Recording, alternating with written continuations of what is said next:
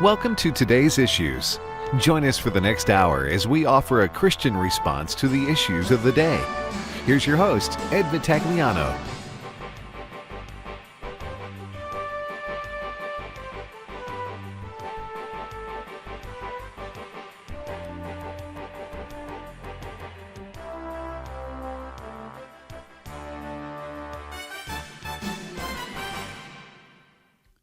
And good morning, everybody. We had a little bit of some technical difficulties. Apologize for that. I know you just couldn't wait to hear my lovely, soothing voice right here in the morning. It is Today's Issues. Ed Vitagliano sitting in for Tim Wildman this week. I am joined in studio by Fred Jackson. Good morning, Fred. Good day, Ed. And then Dr. Alex McFarland is with us remotely. Good morning to you, sir. Good morning, gentlemen. Good to be with you. Well, we are more than halfway through September, and we are approaching probably the most important election in at least our lifetimes, maybe our country's history.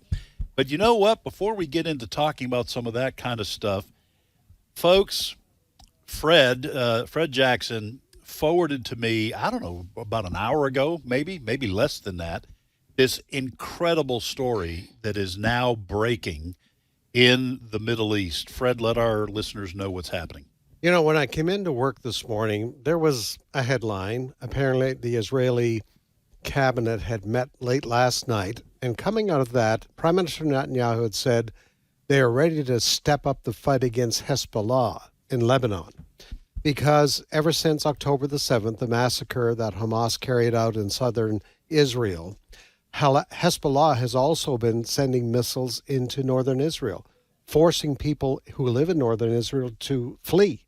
And Netanyahu said this morning, enough is enough. So, and then the United States predictably said, to Israel, you shouldn't do that. Right. Because, you've got what's going on in Gaza. All right, so I read that, and that's the kind of story I'm getting used to reading and seeing, when I come in the morning with regards to what's going on in Israel. And Hezbollah is funded by Iran. Like Hamas. Right. They are Islamic terrorist groups funded by Iran. So after our story meeting, we have a story meeting each morning to discuss what stories are going to come up. Return to my desk, bring up Reuters News. And the Reuters News headline was this: hundreds of Hezbollah members wounded in Lebanon when pagers explode. And first I thought, okay, is somebody spoofing with Reuters? Right. Pagers exploding simultaneously? First of all, who uses pagers? Exactly. So we can now report, because multiple news agencies are reporting this, the Associated Press out of Beirut. Folks, just hang on and listen. Apparently, the Hezbollah terrorist leadership some time ago told these Hezbollah terrorists to stop carrying cell phones because Israel could use the cell phone signals to track where you are. So they turned all their cell phones in, but the Hezbollah terrorists were given pagers, apparently brand new pagers. Right. So they're all carrying these pagers. You can still buy pagers? Yeah, that's what I'm, Alex. That's kind of what I'm. Alex, explain just briefly what a pager is. There may be some young people out there listening who go, "What's a pager?" Sure, that's right. And Fred, hold your thought. Yeah, 25 years ago, there was a little square thing about 3 inches by 3 inches, about an inch thick, and it had an LED screen, or an LCD screen rather, and a pager would vibrate, and you could look down, and maybe you carried it on your belt clip perhaps, and you could see the number of somebody calling you. You're getting a page, and so you would see that phone number and then go at your earliest possible convenience and call. Now, pagers fell out of fashion when flip phones and then cell phones came along, but pagers were initially for executives or medical doctors, but increasingly, I think the vast majority of pager usage were by drug dealers or gang members or some sort of miscreant. And I mean, the fact that, I mean, this is just better than a script writer could conjure Yes. up Yes. that terrorists, now think about this, because lithium Now, batteries. don't give it away.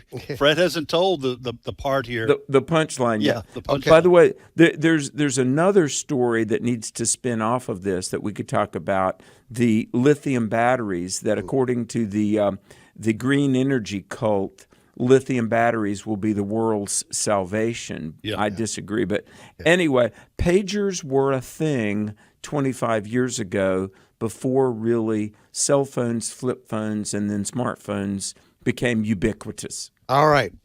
So sometime several hours ago, all of these Hezbollah terrorists got a message on their cell phones, on their pagers. At that moment, their pagers exploded. And we're not going to celebrate the injuries Right. because These are some of them very serious injuries. very serious injuries. There are now videos coming out of Beirut and some of the suburbs where these terrorists were. There's one video out there of a guy, it looks like he was at a grocery store. And the video shows, he's about to pay for groceries, whatever, and there is this huge explosion. Hospitals in Beirut at this hour are going crazy. They're pleading with people to come in and give blood. Ambulances are screaming towards these hospitals because some of these Hezbollah terrorists have been injured very seriously. In fact, there is one report that apparently the Iranian ambassador to Lebanon was apparently standing next to one of these Hezbollah terrorists when his pagers went off. So just think, this all happened, a message went through. And yes, the Associated Press is talking about the possible technology that Israel used involving lithium batteries. When a lithium battery is superheated, that's why the airlines tell you, Yes. if you have battery operated, you need to disconnect those things. Right. Or don't put them in your luggage because they could heat up. There is speculation that Israel did something that caused these lithium batteries, when the message simultaneously came to those hundreds of Hezbollah terrorists, superheated the lithium battery, and you had these huge explosions.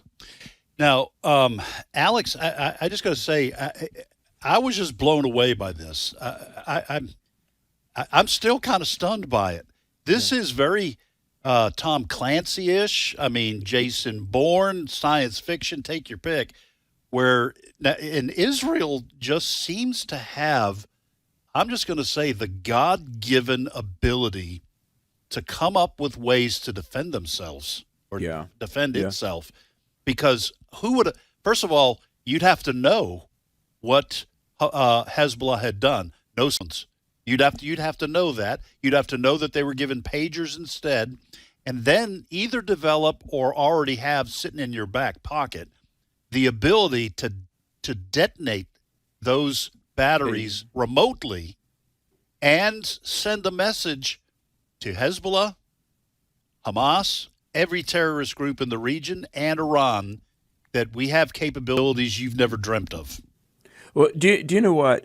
In the Old Testament, Haman built a gallows to kill Jewish people. Haman was hung on his own gallows. Guys, I think about Proverbs 13:15, where God's word says, the way of the transgressor is hard. Isn't this something? Hezbollah terrorists, we're going to outsmart Israel. We won't use cell phones. We'll use pagers. And yet Israel somehow knew to make those simultaneously go off at once, heat up, explode. Not to name drop or anything, but I've got a friend at NORAD in Colorado, Missile Command. He's an Air Force colonel and a Christian. I was with him about a month ago. He was explaining to me, he said, Alex, it is uncanny, the intel that the nation of Israel has, smallest nation, most persecuted nation. And he said to me, if you didn't believe in the supernatural, he said the way that Israel just happens along key intelligence that contributes to their safety and survival, he said the only explanation is that God is with Israel. And this colonel said to me, he said, the most foolish thing any nation could ever do is turn against Israel. Conversely, the wisest thing America could do is be a friend to Israel because God is with them. And that's why it is disturbing when we do hear from the Biden administration, the Biden-Harris administration, we should say now, does their level best, it seems, to distance itself from Israel at times and to try to convince Israel to do what is clearly against its own best interest. And that's disturbing. I worry for our nation if we were ever to turn against Israel. Well, folks, we're going to continue to follow this story. And let me just do a little plug here for American Family News. You can go to afn.net and see this story. It is the Associated Press version of this story. Dozens of Hezbollah terrorists wounded when their pagers explode. And I just encourage you to sign up for the news brief email that you will get just once a day from American Family News, and you will get a lot of these stories delivered right into your email inbox. And then you can click on those links and go to afn.net, and not only those stories that you get in your email box, but also many, many more stories, including videos from a Christian perspective. These stories, by the way, are edited by our own staff to take out some of the clear bias that we find when those stories first come to us in the early morning hours. But go to afn.net to catch this story, and we encourage you to sign up for that daily email. But we will continue to follow this, and AFN will continue to follow this. This is a big story. It is breaking news, and I'm sure the fallout from this will continue over the next several days. All right, we want to welcome to the program Dr. Frank Turek, who is, as often as we can get him on the program, kind of like Dr. Alex McFarland. Both of these good doctors travel a lot, preaching the gospel especially on college campuses, but at churches, and interacting with people who do not believe, and doing just an amazing job at making clear the truths of Scripture. Dr. Frank Turek is also host of Cross-Examined, heard on American Family Radio Saturdays at 9 a.m. Central Time and Sundays at 4 p.m. Central Time. Frank, welcome back to today's issues. Gentlemen, just in from the Babylon Bee, Pope challenges Jesus to debate on whether all religions lead to God. Have you seen this? Yes, I saw that. Well, listen, Fred, explain, Dr. Frank Turek sometimes jokes around, and the Babylon Bee always jokes around, but there's some truth behind this. Let our listeners know what the story is, and then we'll get Frank's take on it. Well, during a 3-day visit to Singapore, Pope Francis declared that, quote, all religions are a path to God. This is a Christian Post story to give them credit for it. He said, if you start to fight, my religion is more important than yours, mine is true and yours isn't, where will that lead us? He asked. There's only one God, he said, and each of us has a language to arrive at that God. Some are Sikh, Muslim, Hindu, Christian, and they are different paths to God. All right, Frank, you religious bigot. You how dare you think that your religion is the one true religion? Listen, this sounds like universalism coming from this Pope. Well, it does, but what he doesn't also seem to understand, other than disagreeing with the Bible and Jesus, he doesn't seem to understand that position right there disagrees with other people. For example, if he's going to say that if you start to fight, my religion is more important than yours, mine is true and yours isn't, where will that lead us? Well, that's what the Pope said, but he thinks his view that all religions lead to God is true. And if you're a Christian that actually believes the Bible, he thinks you're wrong.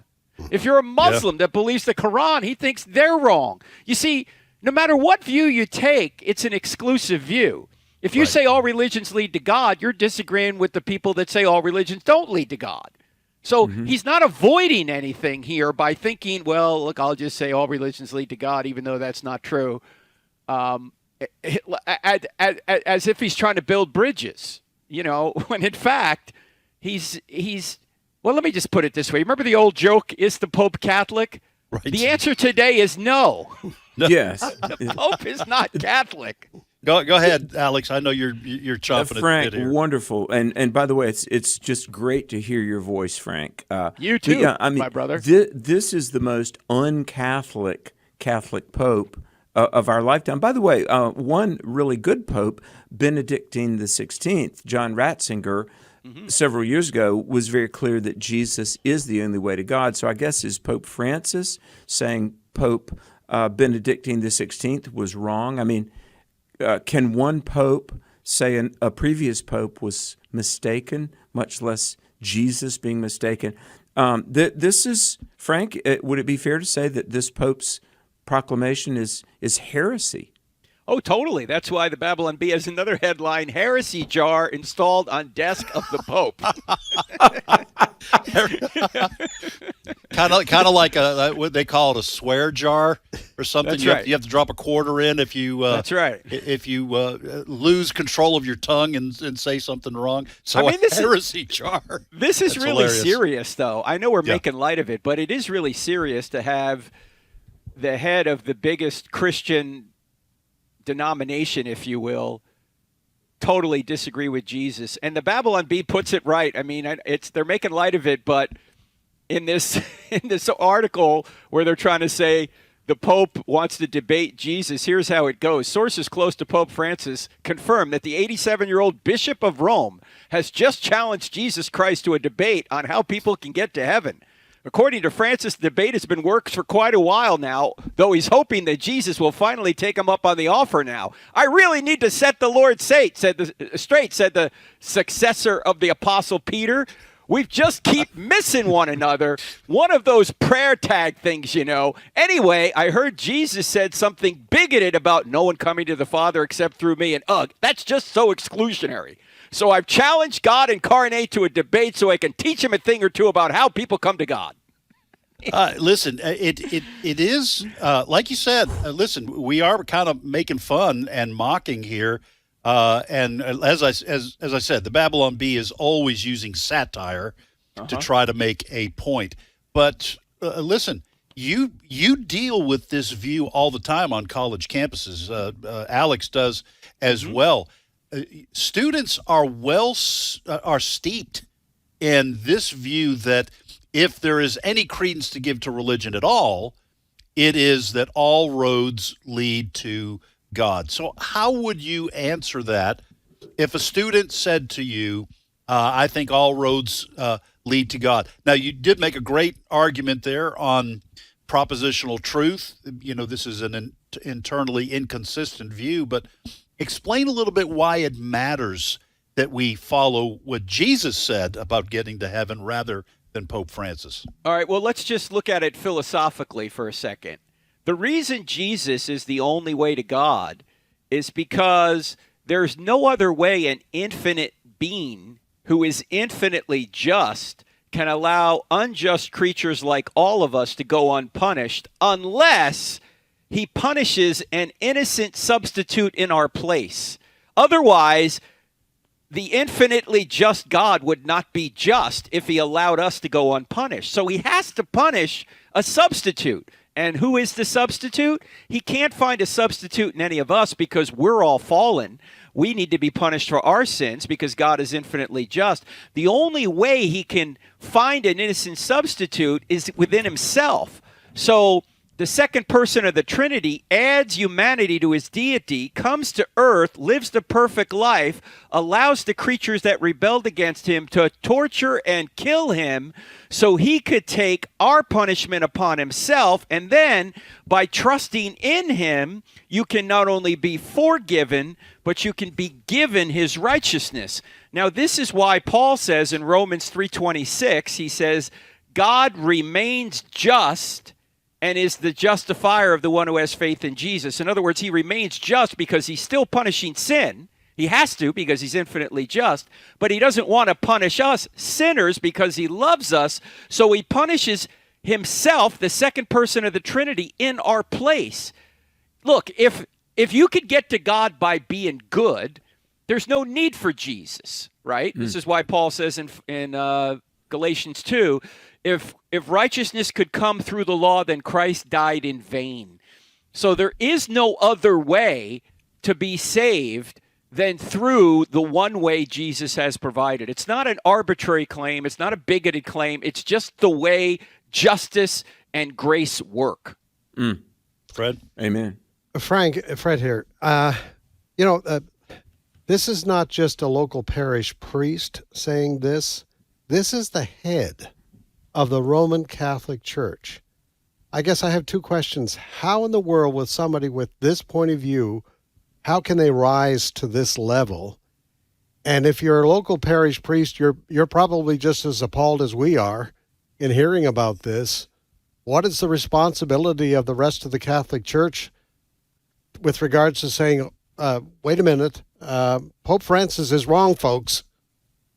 Well, what they're going to say probably, Fred, I would think, is the Pope is not speaking what is known as ex cathedra, which means that this is just his opinion. He's not speaking as the infallible word of the Pope, in their view. So they would just dismiss it that way. But as you saw in the article, and I know Christopher will post it, the article from the Christian Post, the title of it is Pope Francis's Claim All Religions Are a Path to God, Rebuked by Clergy. So there are people rebuking him already. In fact, one guy, Joseph Strickland, was a bishop in the Roman Catholic Church, but he was dismissed last year because he kept going against what the Pope said.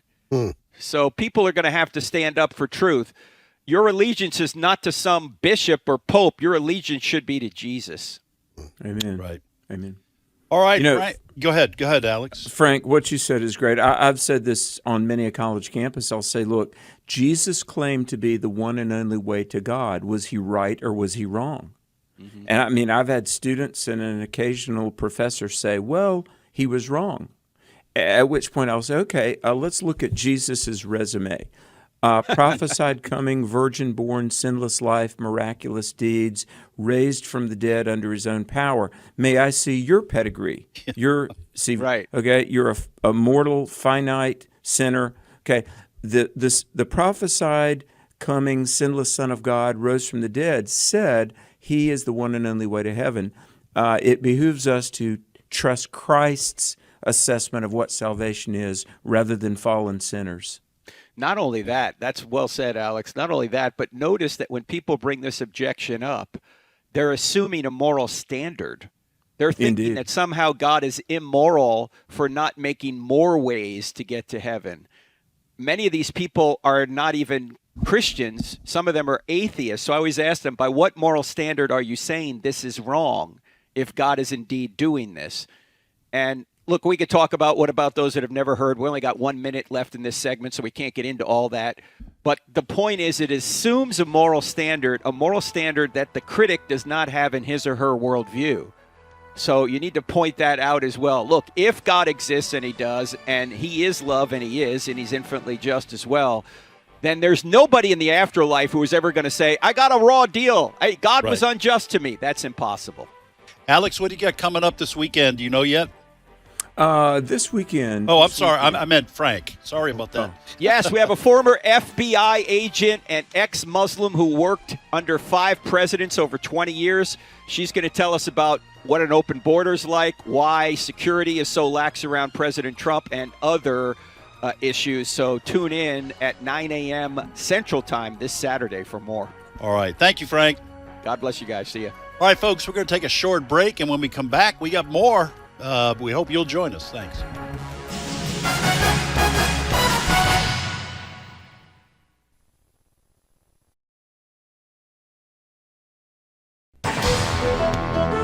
This is Today's Issues. Email your comments to comments@afr.net. Past broadcasts of Today's Issues are available for listening and viewing in the archive at afr.net. Now, back to more of Today's Issues. And welcome back to Today's Issues. Ed Vitagliano sitting in for Tim Wildman this week. I'm joined by Fred Jackson and Dr. Alex McFarland.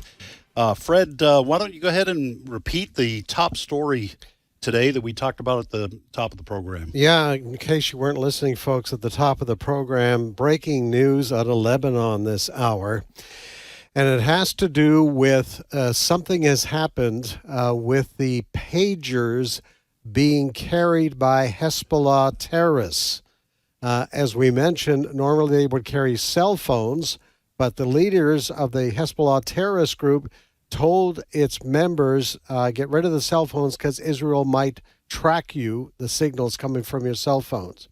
All right, here's what's happening right now. And Beirut is in total chaos at this hour. What has happened is that these Hezbollah terrorists were given pagers to use to communicate with one another. Here's what we know at this hour. At some point several hours ago, a message was sent to these pagers, and all of these pagers exploded. They exploded. Many of these and we're talking about hundreds of Hezbollah members, all of them getting the same signal. These pagers exploded. Obviously, the speculation at this hour is that Israel probably was involved somehow, igniting a part of the technology of these pagers all at once, and these pagers have exploded.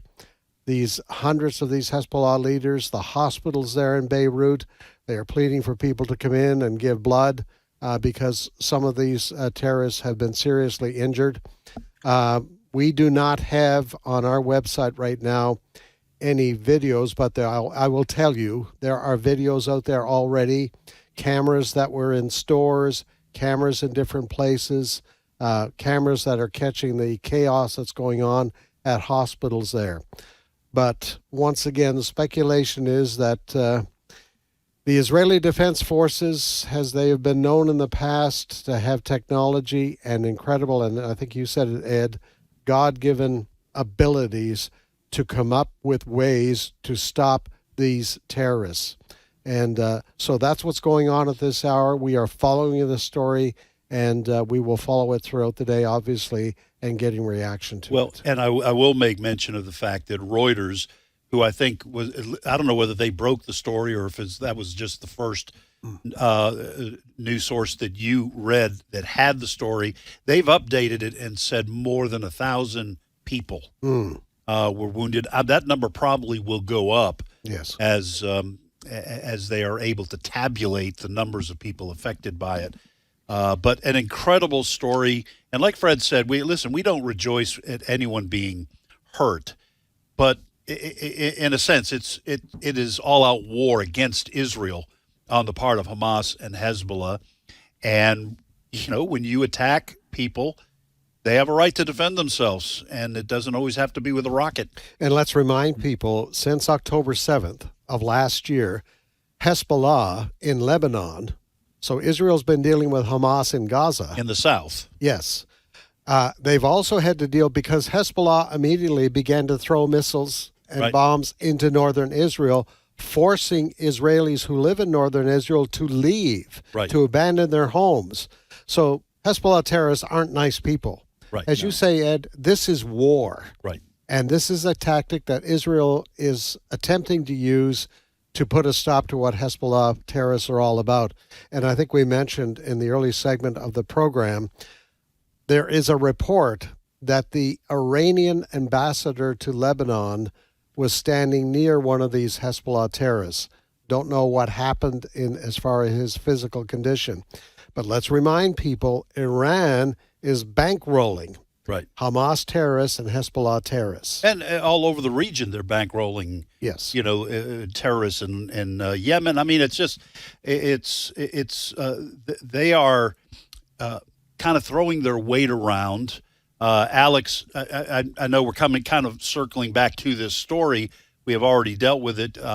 But Iran has the money to fund and bankroll these terrorist organizations because the Obama administration and the Biden administration, as bookends around the Trump administration, Trump wanted to kind of freeze assets and have all sorts of financial disciplines on Iran. And the Obama administration and the Biden administration eased off that, and all this money flowed back to Iran, and this is the way they're using it. You know, one of the differences between liberal and conservative could be their view on human nature. And conservatism that is pro-life says, you know, people are made in God's image, people are valuable to God, but yet people have a sin nature. And look, I well remember during the Obama years talking about, he would talk about equity and fairness and, you know, tariffs and embargoes and using financial pressure, cutting off food and things like that to try to get Middle Eastern terrorists to play nice with Israel and the rest of the world. I remember Obama would say, you know, that's not right. Let's just believe in we're all people of good faith. But here's what needs to be said. And I mean, by the way, folks, it's been said that good leaders don't make good decisions. Good leaders make hard decisions. And it might be hard for our 21st century ears to hear, but look, there are people in this world that are evil.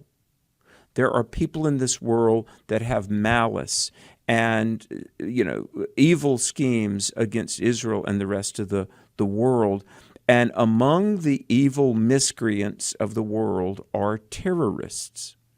And so, you know, to empower terrorists, there were 3 9/11 related terrorists that were the Biden administration helped spring from jail about a month ago. That and by the way, giving money to Iran, they are 6th from the bottom in terms of human rights abuses in the world. But guys, we need a president and administration that understands, look, we have malice against none, but at the same time, we understand evil exists. There are wicked schemes, and we have to be reasonable and mature in our dealing with terrorists and evil people. It goes all the way, I mean, Neville Chamberlain versus Winston Churchill versus the Third Reich. Lives are saved when leaders understand that some people are evil and they have to be dealt with.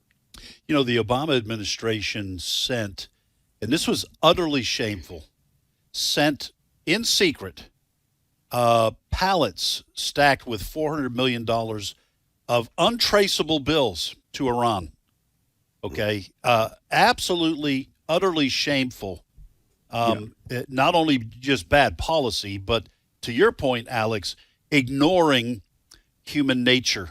And when the Biden administration eased those financial restrictions and unfroze assets, they said, we were told by Iran that they were going to use that money for good purposes, you know, for infrastructure and to help the poor.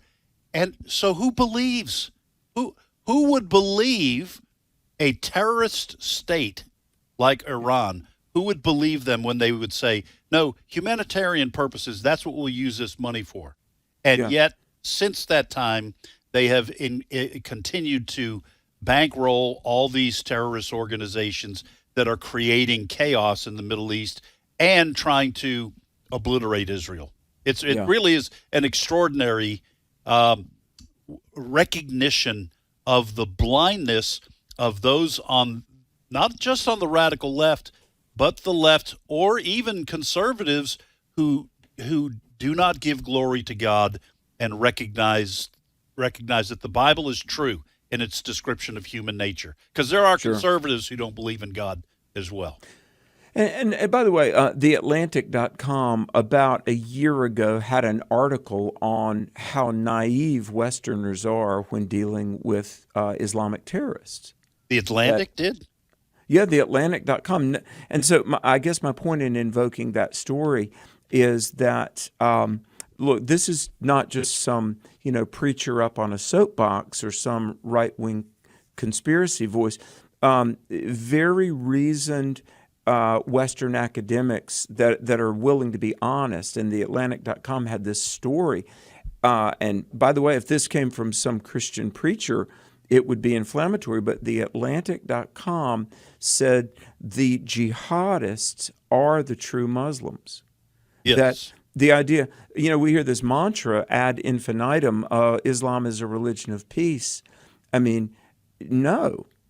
History doesn't bear that out at all.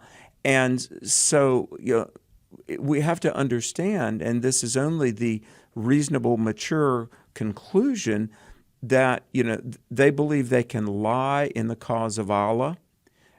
So like when the Obama administration... That's part of their teaching. Yeah, it is. I mean, you can lie to the infidel. By the way, that's us. It's called taqiyya, I think is what it's called. Yeah. The Muslims would call us infidels. Hillary calls us deplorables. But right. But to believe that they are people of good faith who are not trying to obliterate Israel and who want to assimilate with the West, at best that's naive, and at worst it's complicit and contributing to the loss of lives and the furtherance of global instability. Well, let me sit here for just a second on this topic, and let me get your take and then Fred's take. I don't want to ignore Fred here. But Alex, not too long ago, I think it's within the last 6 months, maybe a year, time flies and I sometimes can't remember, but Richard Dawkins, the pretty well-known atheist, one of the 4 new atheists that made such a splash in the years since 9/11, okay? Right. And I'm talking about Sam Harris and was it Daniel Dennett and Christopher Hitchens. Those 4 really rose to prominence in the aftermath of 9/11, and I think their thinking was all religions are dangerous. This most recent example came from Islam, but all religions are dangerous. But now some of these, at least Richard Dawkins, seems to have come to the understanding that Islam is a real problem. Richard Dawkins even called himself a cultural Christian. Yeah. Saw the need for Christianity, even if he doesn't believe it's true in any objective sense, that Western civilization needs Christianity to hold it together. And he was very concerned about the growing influence of Islam within the UK. Why don't you just speak to that that phenomenon, and then give Fred some time to talk about that as well. By the way, guys, call me naive, but I really pray for Richard Dawkins to come to Christ. Even though he's been a vehement opponent of Christianity in years past, and even just the existence of God, he is a child made in God's image, a sinner for whom Christ died. I pray for him to get saved. I spent time on the phone, in person, and via email really pleading with Christopher Hitchens up until about 3 weeks before his death. Now listen to this, I had Christopher Hitchens on AFR February of 2010. And Ann Coulter had famously said, the only way to solve the problem of terrorism is go into these Islamic countries, convert the people to Christianity. I remember that. And kill their leaders. So Hitchens, who became pro-life before he died, his ultimate spiritual fate, I don't know, but Hitchens was on AFR with me in February of 2010, and Christopher Hitchens said, he said, I'm not saying this as any believer, but at least if they converted to Christianity, that they would stop terrorism. The only force that can stop the juggernaut of the iron sword of Sharia, the iron fist of communism, there's one force that could hold both of those at bay, and it's Christianity. He said that.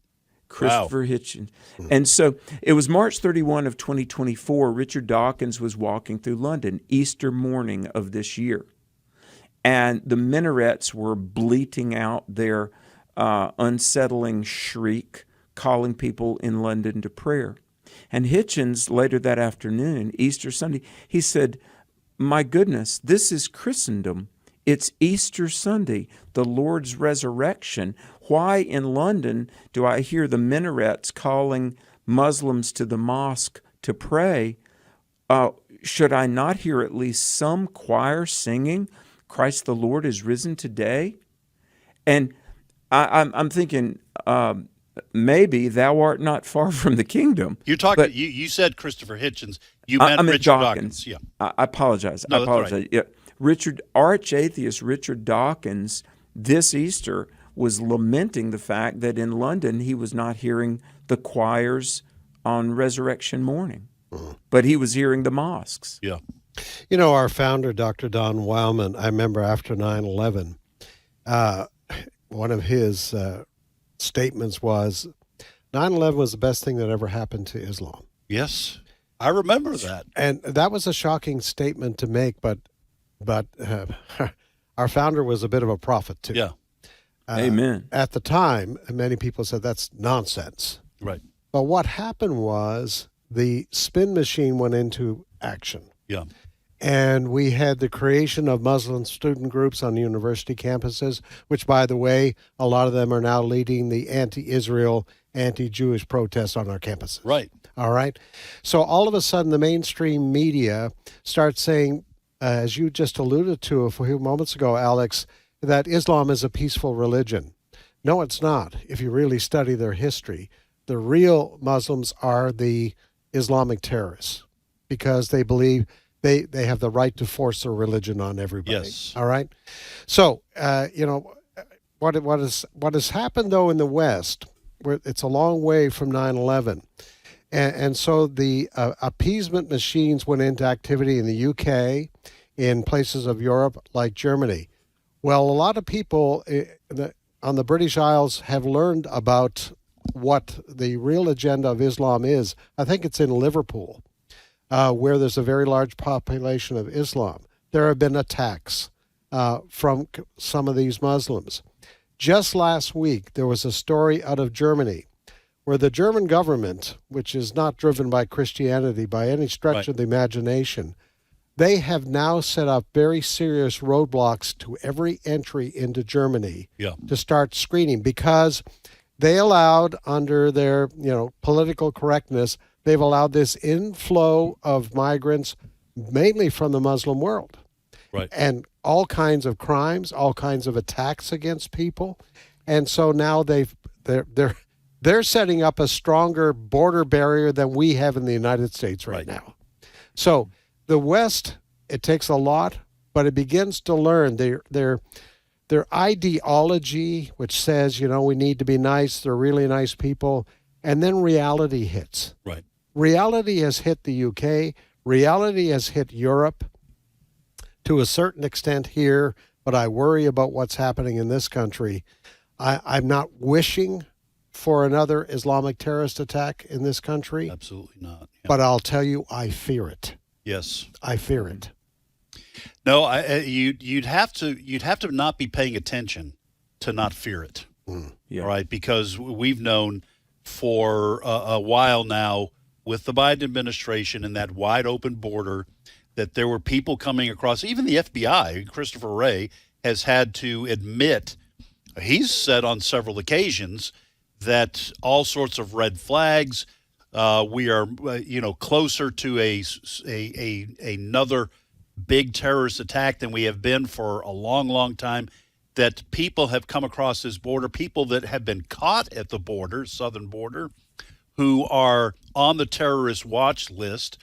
Who knows how many have come across and are have set up sleeper cells? Yes. Waiting for the opportune moment to drop the hammer on innocent American citizens. So we'll continue to watch these things. I wanted to kind of sit on that for just a minute and discuss the fact that, and let me just throw this right back at Alex just for a minute. I don't want to. We do have other stories to get to, but there are famous people, famous atheists like Tom Holland, the historian, who wrote a wonderful book called Dominion. Alex, you probably have read it. But increasing numbers of people who are not Christian. I would say Jordan Peterson, He may be a Christian by now. I don't know, but Right. we're seeing people who have been at least on the edges seem to be waking up to the importance of Christianity to the culture of Western civilization, and some perhaps even, they're on the bank and might actually slip in and fall in and become Christians. But what do you think of that phenomenon? Is it just because of the enormous pressure that Western civilization is under? Is this part of the move of God's Spirit, or both? Well, I do think the Spirit of God is moving, and maybe people initially become open to the net positive that Christianity is. Maybe it's pragmatism. It's like, well, wait a minute.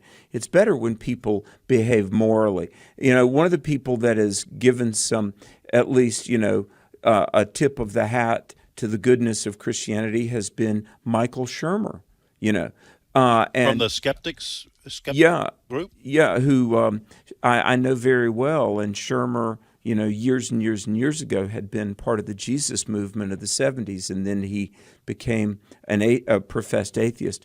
But people begin to say, wait a minute, whether or not God exists, whether or not Christianity is true, it is better when people think God is watching, and therefore they behave more morally than they otherwise might have behaved. It's a net positive.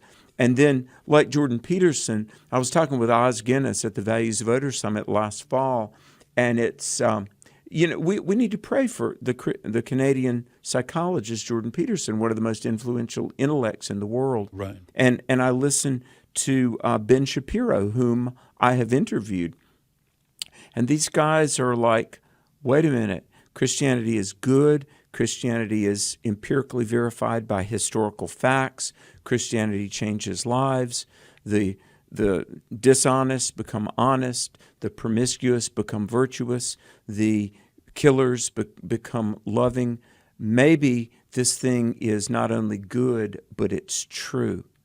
And so, again, guys call me naive, but I'm praying for the Spirit of God to use these turbulent times to wake people up and even bring people into a personal relationship with Christ. That is the world's ultimate best hope. Well, Fred, this was what Alex has just explained. This was the view of the founding fathers of this country. They believed that liberty was a gift from God to human beings, that it would unleash just unbelievable creativity and wealth and blessing, which has happened in the United States, even with all our flaws, okay? But they said political prosperity depends upon two pillars. This was George Washington in his farewell address. The pillars of religion and morality uphold political prosperity. Mm-hmm. And not all the founders, I think the vast majority of them were Bible-believing Christians, but not all of them were. But they understood just what Alex said, that you have to have a moral society of people who are restraining their own sinful impulses to allow liberty. If you don't have those people doing that, the government has to get bigger. Yes, and the reason they were willing to say that is because history has shown it. Yes. History has shown that when those pillars begin to crumble, a society crumbles. Yes. That's what happens. I think you wrote an article for the journal. Yeah, I did years ago. Many years ago. Yeah. It is worth reading that article again, folks, because it has been proven in history when those pillars are attacked, when they begin to deteriorate, a culture cannot survive. Right. And that's why a republic or a democracy always gives way to dictatorship when it fails, because the government has to grow so large and so powerful to restrain sinful impulses. All right, 5-minute break for news, folks. More good stuff directly ahead.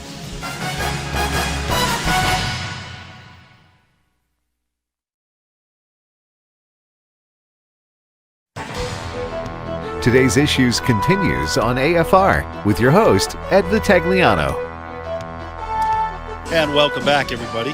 Ed Vitagliano sitting in for Tim Wildman this week. I am joined by Dr. Alex McFarland, and now Chris Woodward has joined us. Fred Jackson has gone back to the bullpen to do his daily routine. So welcome to the show. Thank you. Welcome to the big show. Thank you Chris. very much. Glad to be here. If I could give this segment a name for today, I would call it Things Trending on X.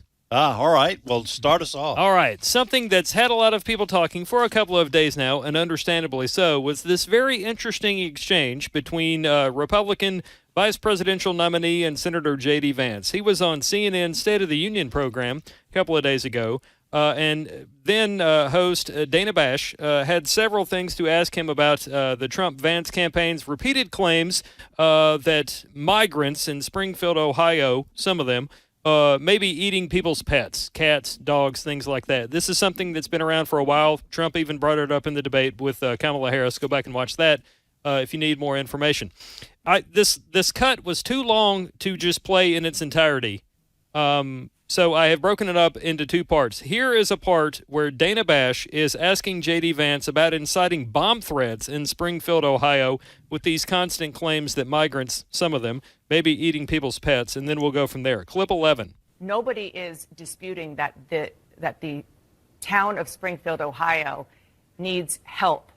But you're not just a bystander. You're the senator from Ohio. So instead of saying things that are wrong and actually causing the hospitals, the schools, the government buildings to be evacuated because of bomb threats, because of the cats and dogs thing, why not actually be constructive in helping to better integrate them into the community? So Senator Vance took that as her saying that he was responsible for inciting bomb threats, and he tried to correct the record, defend himself. She kept interrupting. And finally, Mr. Vance had enough and said this to Dana Bash on her own program, on her own network, clip 12. Dana, would you like to ask me questions and then let me answer them, or would you like to debate me on these topics? I noticed that when you had Kamala Harris and Tim Walz, you gave them multiple choice answers to the questions that you asked, and you allowed them to answer the questions. I'm happy to be here to talk about policy, but if you're going to interrupt me every single time that I open my mouth, then why am I even doing this? So please ask a question, and I'd ask you to be polite enough to let me answer it. Listen, this was a very contentious interview. And Alex, I got to tell you, it is clear, and it has been clear for a long time. This sounds like I've been on a deserted island for the last 10 years. But I'm just saying, it just becomes so starkly clear that the leftist media, including CNN and Dana Bash, she was absolutely rude to J.D. Vance, and he's absolutely right, Alex, that when she interviewed Kamala Harris and Tim Walz, her vice presidential candidate, she was kind, and when she asked questions, she said, is the answer this or is the answer that? Almost not only softball questions, but giving hints to the answers. Oh, my goodness. Well, whenever they're interviewing Kamala or Tim Walz, they're softball questions. And whenever it's a conservative or Trump or Vance, it's gotcha questions. Right. And did you notice her accusatory tone? Instead of saying things that are wrong, hey, I applaud J.D. Vance for, being proactive and saying, look, give me a chance to answer the question, or let's just go and have a debate. Of course, we know that that's not going to happen because, it wouldn't be a fair fight anyway, would it? No, it wouldn't. I got to tell you, I'm looking forward to the vice presidential debate between J.D. Vance and Tim Walz. Do you know offhand when that? You're looking it up. It's October 1st on CBS. If the Lord tarries, we will be here to cover it that evening, with my brother from another mother, Robert Thornton, anchoring that night. I would try to stop you from saying that every time? But you can't help yourself, can you? My thing. Yes. Hey, we don't know when the Lord's going to return. No, that's true. And I'm not going to be one of those people quoting the Book of Revelations says, or I'm not one of those people. All right. I may be from the South, but so anyway, that was an excellent exchange. J.D. Vance does very well. I am looking forward to the debate, the vice presidential debate. Tim Walz is no pushover either. He's a long-time it'll be good. politician. That's going to kind of be probably a slugfest. I think with so. Those two. And I've said for a long time now, I've been here since 2010. I've covered all the debates, presidential and vice presidential. I would like to see more than one debate between the vice presidential nominees. The reason being, these guys, or women, are a heartbeat away from the presidency. So I need to know more about you rather than what the moderators strategically picked in the way of questions. Yes. That's just me. All right. Yeah. All right, what else we got? Yes, something else that has had a lot of people talking, and understandably so, was current Vice President and Democratic presidential nominee Kamala Harris. She did a one-on-one interview, sort of, with a reporter who had a question for her on how exactly she's going to help people and the economy, and she gave what many have deemed a nonsensical answer. Clip 8. Making life more affordable for people. Yeah. What are one or two specific things you have in mind for that? Well, I'll start with this. I grew up a middle-class kid. We as Americans have a beautiful character. We have ambitions and aspirations and dreams, but not everyone necessarily has access to the resources that can help them fuel those dreams and ambitions. So when I talk about building an opportunity economy, it is very much with the mind of investing in the ambitions and aspirations. All right, so Alex, her economic plans have been, the details have been scant, and they are filled with platitudes. Yeah. There was initial comments about price controls.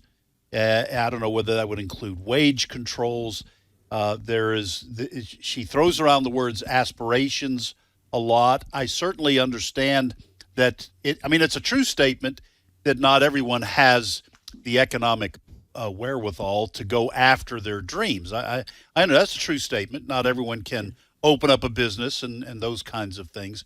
But I didn't hear anything in that answer and have not really heard anything that would help the middle class or the people who are struggling to pay the light bill, fill the car up with gas, and buy groceries. Yeah, liberalism sells itself to an often gullible population by promises and platitudes. Mm-hmm. And I've said this. If you look during the debate, Trump, whether you like him or not, Kamala Harris, whether you're hopeful or optimistic, but look, Trump and conservatism in general is about principles and policies. Liberalism, in the case of Kamala Harris, Marxism, is about promises and platitudes and people groups. Look, the best way to give opportunity and a chance to succeed is a free market economy, a strong economy, personal opportunity, but also personal accountability. And I pray that the American people will have the presence of mind not to just bite the hook of a tax and spend liberal throwing out eons of empty promises. The beautiful thing about America is that you have opportunity. The reality is you got to get up and work. You've got to live within your means. You've got to engage in self-discipline. And here's something that socialism obstructs. See, a free market, conservative, constitutional, Judeo-Christian republic gives you the chance not only to work and achieve your dreams, but your character is purged and strengthened in the process. We all can think of examples in life where we had to engage in self-discipline, deferred gratification, we had to work hard and get up early and be on time. And we did the jobs we didn't want to do at the moment because it would get us to the place where we could do the job we did want to do. Right. But socialism says, no, you can't make it without me. I mean, it's like the pimp who says to, the drug dealers, the drug users, and the streetwalkers, hey, you can't make it without your daddy. You better, get in my fold. Well, I want to say to the American people, no, you can make it. You plus God plus your moral character, you'll make it. You don't need government to be your babysitter or your handholder. You can make it. Believe in God, believe in truth, believe in yourself, and do not believe in the vacuous, soul-crushing lies, promises of the left. Well, Alex went all street on us there talking. Listen, a perfect example of what you're talking about, Alex, the empty promises and the oftentimes shallow response of people who say, oh, free money, is Kamala Harris. I think she said this during the debate. She said she wants to give $25,000 to people who are in, I guess, below the poverty line so that they can buy their first house. Right. It's a down payment. Okay. And when I heard that, my first reaction, was, what do you think that's going to do to the price of houses? Exactly. I mean, people are going to say, oh, folks have $25,000 in their pocket from the federal government. I'm going to raise the price of my house $25,000. Listen, housing is obviously, in this country right now, hard to afford, whether it's rental or buying. And this kind of plan is going to hurt more. But the initial reaction to that is, wow, $25,000, sign me up. I think I'll vote for Kamala. Well, and that's not even 10%. The average median home sale price in the U.S. was $412,300, according to the Federal Reserve, just earlier this year. So $25,000 is not even 10% towards a home. Yeah. So people might say, well, they can come up with another $16,000, but the odds of that in this economy, when you're having to make ends meet and choose, a doctor bill versus keeping the lights on and all these other things, that's not going to happen. Housing is a problem. A lot of people on the right have admitted that to being a problem. Now, she wants to also, in addition to giving people $25,000, she wants to do some things that would encourage building homes. Whereas a lot of people on the right say you need to cut a lot of red tape to get government out of the way. Yeah. While having a energy plan that makes sense, and all these things are going to factor in and lower inflation. But her plan, as of right now, does not look like she is in favor of or looking at going in that direction. Yeah. All right. Yeah. Next story. Well, let's mention this because it is an update to something we have discussed on this program. I do not have the audio from the individual, but many of our dedicated listeners might remember earlier this year when we brought in audio of a man who prefers to be identified as a migrant influencer. This is that guy on TikTok and some other social media platforms earlier this year that was caught on video, or actually purposely on video, bragging about taking government handouts and even encouraging squatting in homes, things of that nature. 27-year-old Lionel Marino bragged about making over $1,000 per week on TikTok. But the update with this story is a judge in Ohio has ordered that Lionel Marino be deported. So he appears to be going back to where he comes from, south of the border. Fox does say whether or not Venezuela. I think. Whether or not Marino will actually be deported is up in the air. But a judge has ordered him to be deported. So stay tuned for this ongoing story here. Wow. So he'll be deported, and he will never try to get back into this country again. You're right. Many of the people that have been arrested for serious crimes, serious crimes. Come to find out, they've been deported several times. I mean, there have been even traffic crashes involved people that were, told to leave, and they came back at some point. So a big update here from this story that we brought you earlier. And this is one of those things where social media, people just don't think on social media. So Moreno goes on, becomes his posts go viral as he teaches people who are in the country illegally how to beat the system, how to get free stuff, encourages, as you mentioned, people to squat in homes to get money or to get homes. That makes him come into the public eye. And as a result, Immigration and Customs Enforcement find out about this guy and find out he's not been showing up to his required check-ins. And that leads to him, at least the judge's decision is for him to be deported. But all this started because he was being a wise guy on TikTok and social media, Alec. He overplayed his hand. Yeah. So he said on social media, he said, and I quote, "I didn't cross the Rio Grande to work like a slave. Yeah. I came to America to mark my territory."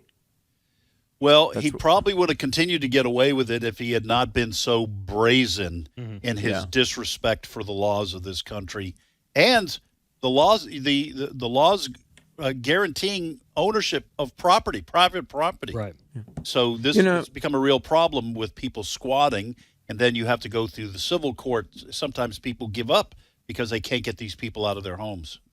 By the way, I'm sure most people will remember the Great Recession of 2008 and all of these subprime mortgages, and there were tens of thousands of homes foreclosed upon. That was during the Obama years when Obama and by the way, it's always disastrous when the government forcibly inserts itself into an economy. But there were all these people that were given mortgage loans.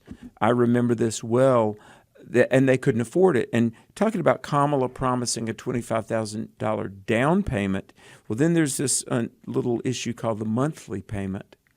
And two things here. I mean, government housing goes back to LBJ, and even as we speak, there are government subsidized housing projects that are just these black holes of crime and violence, drug distribution, and they go back 55, 60 years. It's been terrible because giving people stuff without moral character and ownership and initiative and some skin in the game, it never works.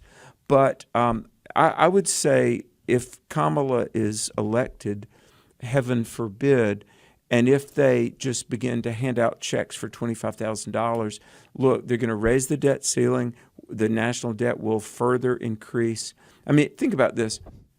When Obama took office, the national debt was something like 16 to 19 trillion. Today it's 33 trillion. We're fast approaching the point where interest on the debt, $3 billion a day, guys, $3 billion a day, the interest on the debt is increasing. What are we going to do when the interest payments surpass our national collective annual GDP? And then we're just going to have more banks fail, more mortgages that are defaulted upon. This is not the way to house a nation, and it's certainly not the way to manage an economy. Well, the U.S. in 2024, the federal government has paid more than $1 trillion in gross interest payments on its debt. Yeah. So we're not just talking about trying to bring the debt down. Just the interest payments on that debt have already gone over $1 trillion for 2024, and we still have several months remaining. So to your point, Alex, at some point, what happens when the debt grows so large that the payment for the interest exceeds the revenues we take in? That means you can't, without going further in debt, you can't pay for the military, you can't pay Social Security, you can't pay anything that the federal government does. And when that happens, the government goes broke. And that's causes a worldwide depression, not just one in this country, when money becomes worthless. And there's, according to what Kamala Harris has said her administration would do, there's not going to be any stopping the piling on of further debt on this country. And you know what? That probably would be in the top 3 issues of people, voters, if we didn't have all these other problems, all these problems with immigration, with crime, with the border, all those kinds of things, inflation, which is tied to our debt. We're in a serious problem, and promising even more government spending is not the way to cure it. And let me say this, and I'll hush, because, Chris, I apologize for talking so much. But, I mean, here we are. By the way, in the year 2000, due to Reagan tax cuts, really, and the growth of the economy, the budget was balanced. There was actually a surplus 24 years ago. The national debt was getting paid down. And here's the thing about Harris, and I'm being a little bit sarcastic, but I'm pleading with people. The economy falls. The nation is insolvent. The debt is growing. Oh, but at least we didn't vote for that rude man. Mm-hmm. Yeah. I will say this. News media does not help the debt situation. News media, by and large, kind of avoids or doesn't do enough stories on the debt problem and accurately explaining it to people how much debt we're in and why it matters to you. We can't really combat crime and do a lot of the things we want to do based on the outrageous, and that's being kind, debt that we're in. If we had more money to do, use around it, we could do a lot of things, but instead we're having to spend all this stuff, and it involves a lot of math, and it's not as exciting as, hey, these people crossed the river illegally, and there are one and many people coming over here, and all these other things.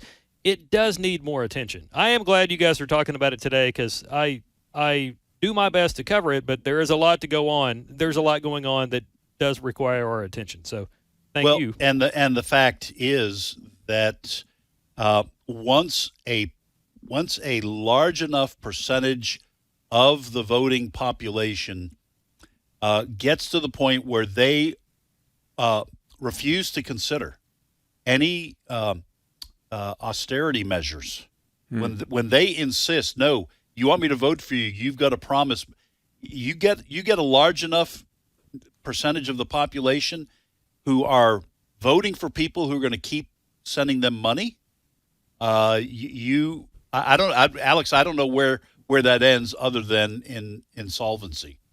Yeah. I mean, it is jeopardizing. By the way, as you all know, many of our assets are leveraged to foreign countries, namely China. We're in a dangerous position. I mean, we could give a lot of things that we would say we wish candidates would champion, but let me say people that would seriously look at cutting spending and addressing this, locomotive bearing down on us called the national debt. I mean, that's who we ought to be electing, people that would seriously say, look, we've got to keep our nation, and the debt absolutely jeopardizes our survival. Yeah.